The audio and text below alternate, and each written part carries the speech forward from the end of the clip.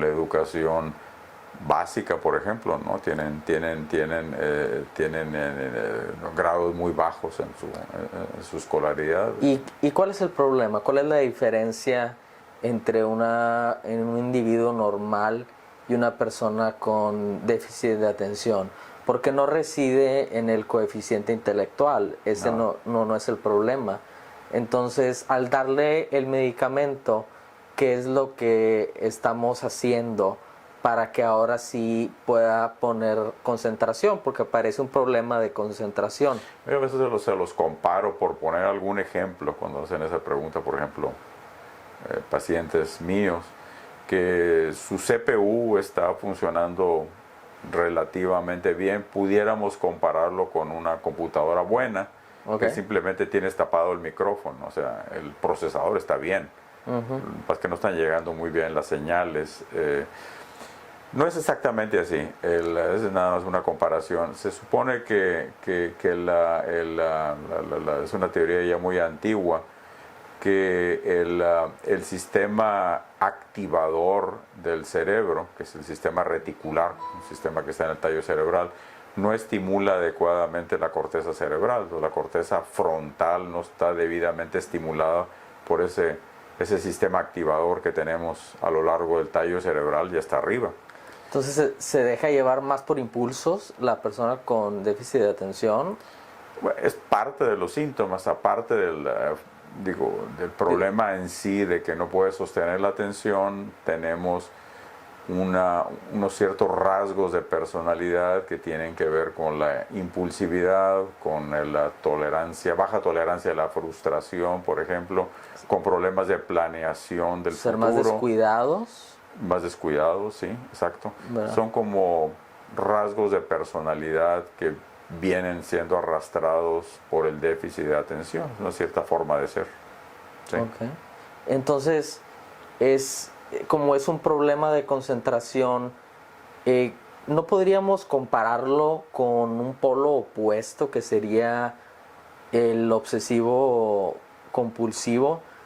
Yo sé que en el DSM-5 oficialmente no están reconocidos como polos opuestos, pero al ser un problema de concentración, pareciera que el obsesivo compulsivo puede poner mucha atención en los detalles y el déficit de atención, su mente está constantemente dando vueltas en daydreaming, como le dicen en inglés. Está soñando, está saltando de una cosa a otra, mientras el obsesivo compulsivo está fijado en una sola cosa. Y los dos están con un problema de concentración. Uno pone mucha concentración y el otro pone poca concentración. Y claro, estamos hablando del desorden obsesivo y no de la enfermedad obsesiva compulsiva. Entonces, en el desorden, ¿podrá haber una relación entre estos dos que de alguna manera sean como extremos del mismo continuo? Exacto, como si fuera un espectro y fueran extremos del mismo continuo, exactamente así como lo dices. Pues desde el punto de vista del rendimiento académico, pudiera ser en algunos casos. Sin embargo, quienes tienen trastorno obsesivo compulsivo pueden sentirse que les está interfiriendo para estudiar, porque las mismas rumiaciones, las mismas ideas se las van a tener al momento de estudiar, las van a tener continuamente y pueden estorbarles desde el punto de vista del rendimiento académico. Ahora, no es lo mismo trastorno obsesivo compulsivo que personalidad obsesivo compulsiva, son cosas distintas. Exacto.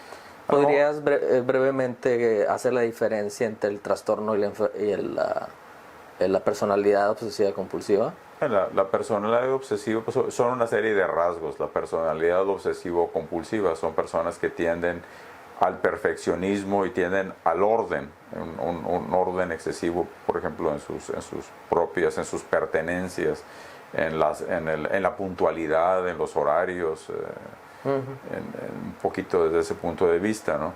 A diferencia del otro, que son ideas intrusivas, casi siempre pensamientos intrusivos, contra ideas que no quieres tener en la cabeza, pensamientos o imágenes que no quieres tener en la cabeza y que tienes que estar viendo cómo los cancelas, cómo evitas que te estén quitando tu espacio mental. En la personalidad obsesivo-compulsiva, los muy ordenados, ahí sí pueden ser quizá mejores estudiantes, porque no toleran, si no te van a tolerar, por ejemplo, sacar un 9, tiene ni un 9.5, tiene que ser un 10. Por ejemplo. ¿Y cómo pueden, es una concentración, ese es el punto que quería llegar, que pueden llegar a un nivel de concentración muy alto para poner tanta atención como como si ya rayara en el perfeccionismo clínico, de que tengo que sacar 10, todo tiene que estar perfecto.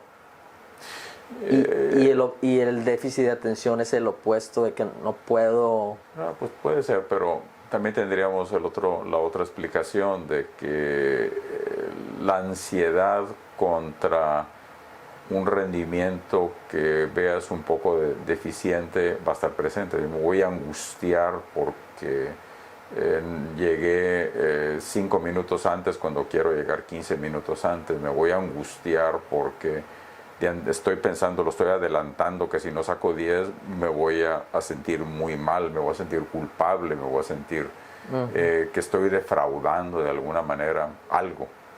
La gente se presiona a un mayor rendimiento. Posiblemente tengan mayor capacidad de concentración, quizá, ¿no? En algunas ocasiones se puede pensar eso. Ahí me interesa la parte en la que entra como que ciertos sentimientos y emociones que pareciera entonces que en el déficit de atención no están entrando, ¿verdad? Como la culpabilidad o el tengo que, o al déficit de atención pareciera no importarle simplemente lo que al obsesivo. Entonces, sí. ¿Qué parte ahí puede haber en las partes de las emociones? ¿Por qué no está sintiendo esas emociones el déficit de atención? Y cabe mencionar que el déficit de atención siempre tiene una actividad que sí puede realizar y concentrarse, y generalmente es placentera, como videojuegos, por ejemplo. Eso sí lo pueden hacer. Entonces, es también como algo de personalidad en el déficit de atención. Sí, hay lo que comentaba, hay una constelación de rasgos de personalidad. A lo mejor el polo más claro es que en el déficit de atención cuesta trabajo proyectarse hacia el futuro, darle importancia a la planeación detallada, que primero es el 1, luego el 2, luego el 3, luego el 4. El déficit de atención, quien tiene déficit de atención a veces piensa del 0 y se imagina en el 10 ya, ¿verdad? Pero no va tomando los pasos en detalle, los pasos minuciosos y esperando el tiempo que se necesita.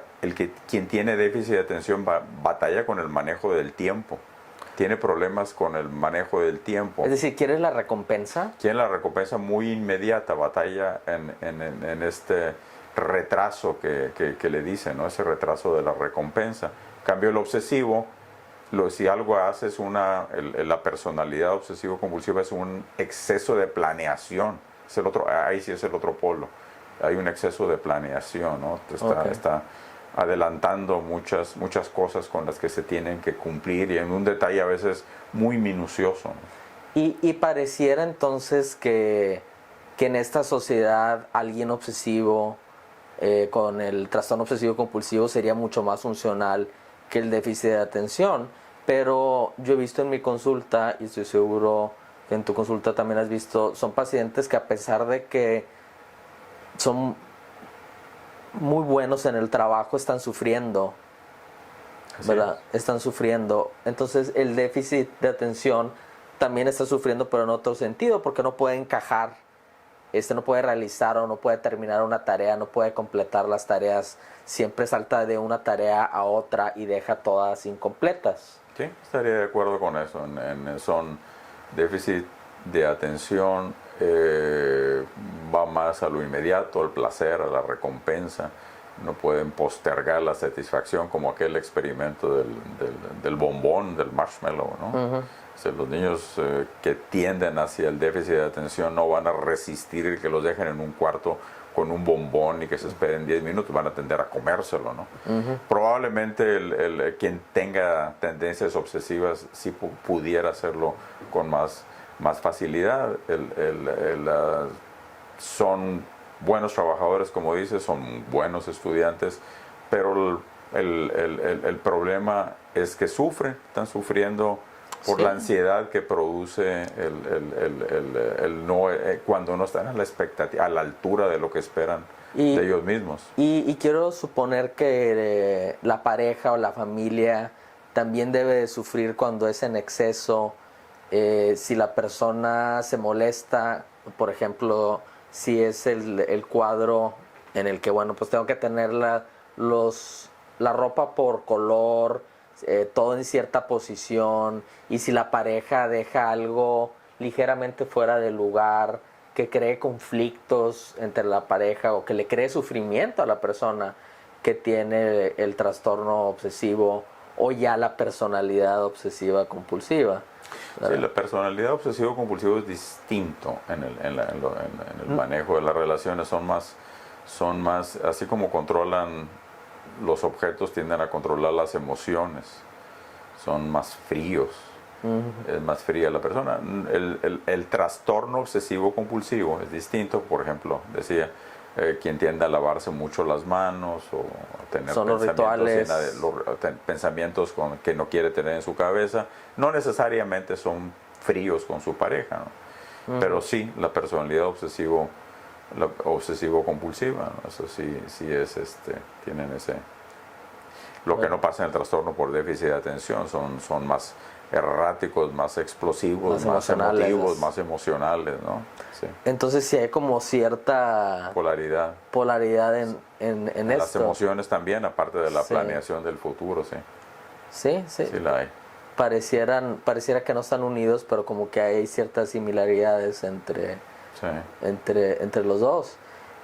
Siendo, yo creo, el punto de unión, la concentración, y ahora mencionado las emociones, el manejo de las emociones, y bueno, aquí la pregunta sería, ¿hay algo más que agregar en esta unión que hicimos entre el déficit de atención, entre el obsesivo?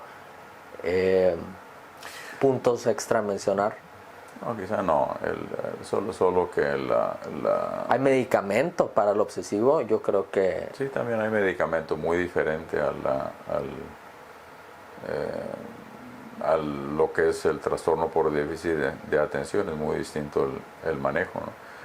Pues eso que las modas han hecho que se recete probablemente más estando yo aquí en la frontera de Estados Unidos y México. Veo mucho más recetas en Estados Unidos de estimulantes que lo que sea aquí. Son un poco más moderados los doctores o los psiquiatras para recetar. En Estados Unidos se tiende mucho a dar con más facilidad, nada más con que a veces el paciente externe que no se puede concentrar bien ya tiene una receta por algún, ¿y las dosis? Por algún estimulante, y las dosis sí serán dosis. Son dosis más altas. En dosis elevadas, pues los veo más elevados en antidepresivos o otro tipo de medicamentos, pero en Estados Unidos tienen más medicinas que no tenemos en México, para no solamente el Adderall, que es un anfetamínico, sino que hay otros que son antihipertensivos que aquí no tenemos en México y que allá los tienden a recetar también para ese mismo problema, no sé. Y bueno, parecería contrario de que si es un déficit de atención y luego con hiperactividad, ¿por qué un estimulante lo va a calmar? ¿Qué es lo que sucede? ¿Y por qué un estimulante lo va a calmar o por qué un tranquilizante lo va a activar? Sí, es una respuesta paradójica. Sí. Lo que sucede, otra vez, si vamos al sistema reticular, si tú das una inyección, digamos, química, o a través de una pastilla, toma una pastilla y se activa el sistema reticular, prendes como los dimmers, ¿no? ¿Sabes cuáles son los dimmers? Los dimmers me Que le refiero ajusta la luz, ajá. de los La intensidad que de la aumenta luz. intensidad de la luz. Lo que hace el estimulante es aumentar la intensidad de la luz, y al aumentar la intensidad de la luz se estimula más la corteza prefrontal, entonces el estimulante hace que me pueda concentrar mejor. Y probablemente lo otro sea la inversa. Si doy un tranquilizante bajo, la intensidad de la estimulación, le bajo al dimmer, se me estimula menos la corteza prefrontal, y pues me hago más hiperactivo, paradójicamente me hago más inquieto. Entonces podríamos decir que, ya lo mencionaste, pero quiero como reafirmarlo,